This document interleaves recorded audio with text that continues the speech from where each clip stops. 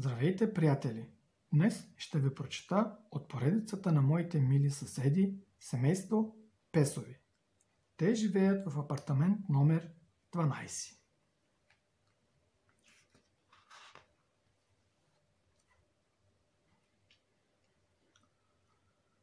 Близо до големия спокоен парк, точно от другата му страна стърчи висок нов блок. Всеки ден, когато слънцето тръгне към залез, случайният минувач може да види от балкона на един от горните етажи да се подават две любопитни хлапета. Това е апартаментът на семейство Песови. Кои са Песови? Хайде и ние да влезем в техния апартамент и да разберем кой наднича от този балкон и защо. Клепоушко обичаше да гледа небето. Той беше още по-впечатлен, след като в училище говориха за небесните тела и Вселената. Затова винаги, когато започнеше да се свечерява, излизаше на балкона да наблюдава залеза на слънцето и появата на първите звезди. Малката му сестричка Джафи му правеше компания, защото много се възхищаваше от батко си, който винаги й показваше нещо ново и интересно.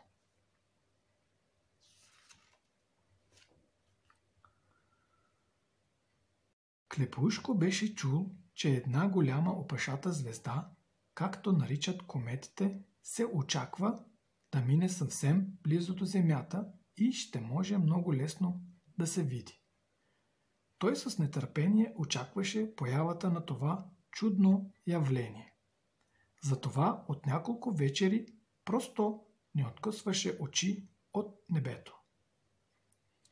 И тази вечер Клепоушко излезе с скейтборда си, но загледан към небето в очакване на кометата, не внимаваше къде кара. И на най-добрите понякога им се случват инциденти. Оле! Откъде се взеха тези стъпала?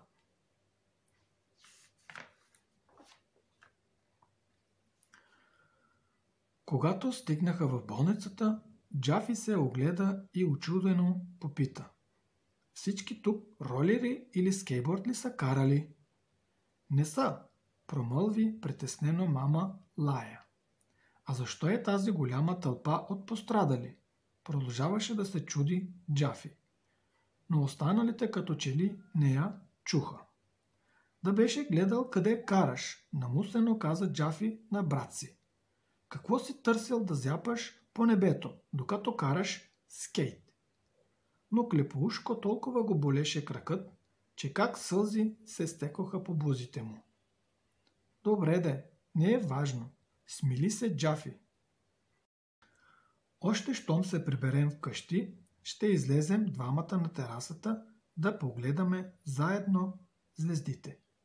Ти ще излезеш, аз сигурно няма, изхлипа той. Кой знае какво ме чака тук?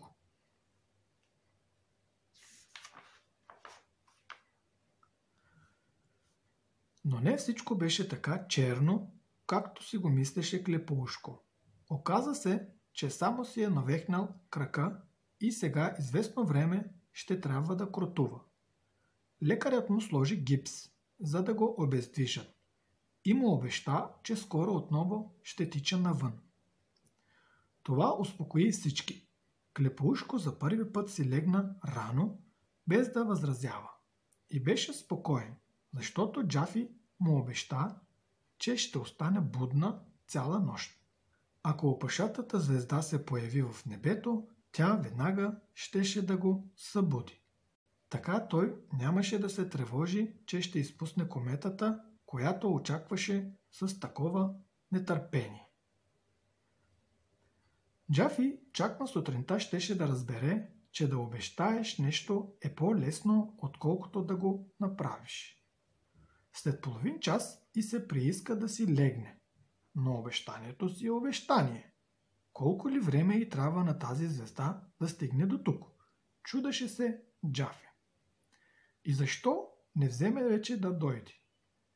Тя се настани в най-удобния стол на терасата, само мъничко да ми починат крачетата.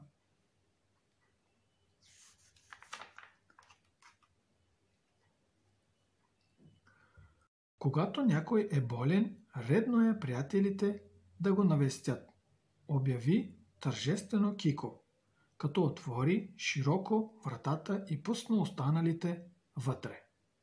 Как само им се зарадва Клепоушко. Вчера остана доволен, че известно време няма да трябва да ходи на училище, а още днес вече му досади да си стои цял ден вкъщи.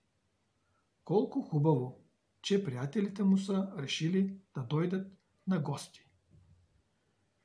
Може ли да ти се разпиша на гипса? Попита Зайко. Че как? Разбира се. Зарадва се Клепоушко. Като си ни паднал, ще ти направим и една модерна прическа.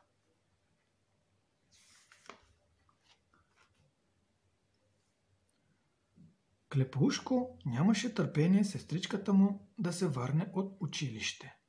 Но когато се прибра, Джафи седна самичка да си рисува на пода. Като че ли избягваше дори да го погледне. Какво стана нощес? Не се сдържа Клепоушко. Защо не ме събуди? Не съм видяла звездата, заекна Джафи. Тогава на вратата се появи татко Пес. Клепоушко току-що беше седнал с компютъра на пода. Ей, не го оставяш този компютър. Ще изостанеш с уроците. Аз само за малко да проверя дали не е минала с нощи кометата. Не е. Да видиш, че и аз нещичко знам, каза татко. Появата й се очаква утре. И имам много хубав план за това.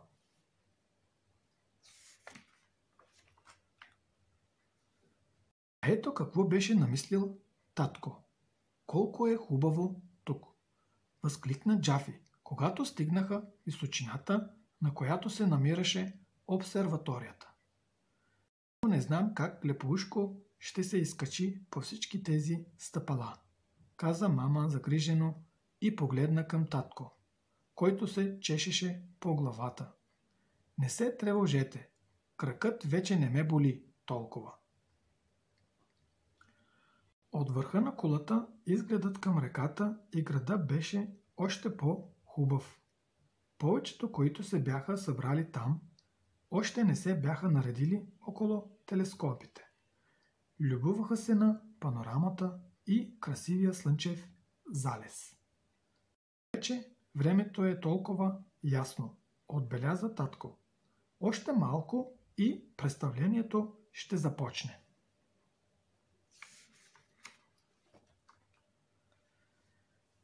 И наистина, постепенно всичко около тях започна да става тъмно-виолетово.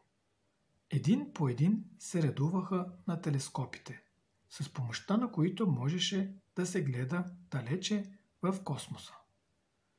Я колко добре се виждат и Орион, и голямата мечка, каза някой. И още толкова много съзвездия, обади се друг. Скоро съвсем се стъмни и вече всеки можеше със собствените си очи да види величествената поява на кометата. Това беше голяма сияйна топка с лъчиста опашка, носеща се пред удивените им очи. Всички смълчано притаиха дъх. Първа се обади Джафи. Колко е красива! Възкликна тя.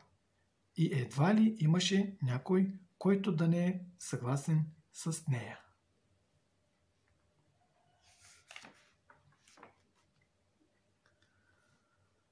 А сега ето още една изненада, каза татко Пес и пристъпи към сина си. В ръцете си държеше голям пакет, вързан с панделка.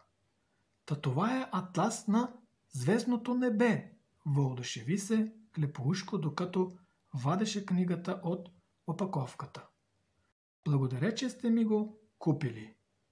И на мен са го купили, не само на теб, разбунтува се Джафи. Най-хубаво е да четете заедно. Подшушна с усмивка мама.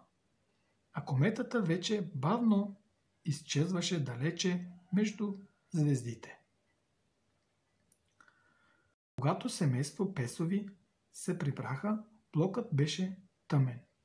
Всичките им съседи вече спяха, а на Клепоушко така му се искаше да срещне някое от другите деца и да се похвали с преживяното. Нищо, утре ще занесе атласа в парка, където се събират приятелите му и всички заедно ще го разглеждат. После ще карат скейтборд или ще ритат топка, а родителите им ще разговарят оживено, седнали на близките пейки. Помисли си само, колко много прилича това на теб и твоите приятели. Кои са те? Дали не би могъл да ги нарисуваш тук? Опитай, а после напиши моите приятели. Благодаря ви, че ме слушахте.